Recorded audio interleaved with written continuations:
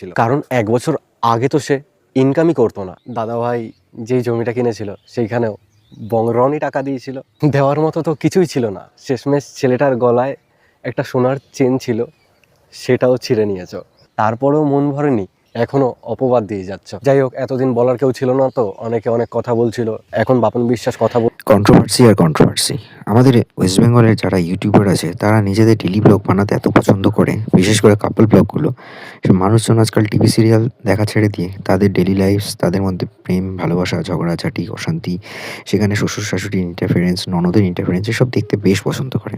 এর মধ্যে কতটা সত্যি, কতটা জল মেশানো কেউ জানে না, বাট সেগুলো নিয়ে বেশ গসিপ চলে। ঠিক সেরকমই হচ্ছে প্রীতি আর বংরন। বংরন মানে হচ্ছে পাবন বিশ্বাস। তো এরা বংরন নামেই পরিচিত, আর প্রীতি তাকে তো সবাই চেনে।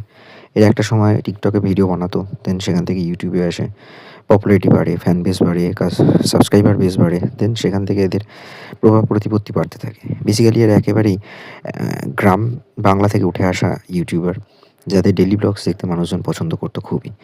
এইভাবে করতে করতে আস্তে আস্তে তাদের প্রভাব প্রতিপত্তি, সম্পত্তি, ফ্যান, ফলোয়ার সবই বাড়তে থাকে।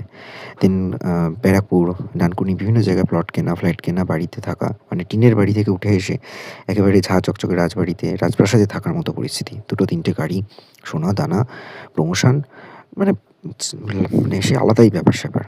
কারা বানিয়েছে? আমাদের মতো যারা অডিয়েন্স আছে তারাই বানিয়েছে।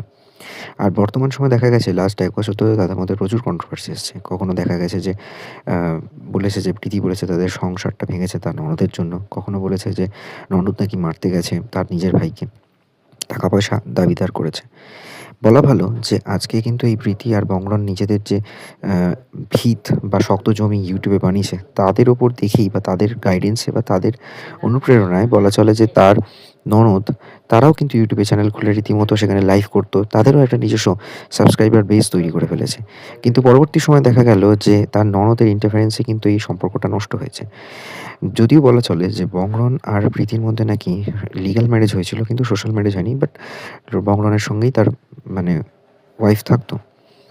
এরপর দেখা গেল তাদের মধ্যে সমস্যা তৈরি হলো, আলাদা থাকতে শুরু করলো। এটাও বলেছে যে বংরন যে তার বউয়ের জন্য নাকি অনেক কিছু করেছে, কিন্তু তাও সে মন পেল না। সোনা দানা, বাবাকে বাইরে থেকে নিয়ে আসা, দুবাইতে কাজ করতে গেছিল, এই সমস্ত কিছু করেছে। গাড়ি বাড়ি সবকিছু মান্থলি বেসিসে ১৫-২০ হাজার টাকা সে যখন বাড়ি চলে গেল, মানে শ্বশুরবাড়ি থেকে বাপের বাড়ি চলে গেল, তখনও প্রত্যেক মাসে ২০, ২৫, ৩০ হাজার টাকা সংসার চালানোর খরচ দিয়েছে। তারপরে সে মন পেল না।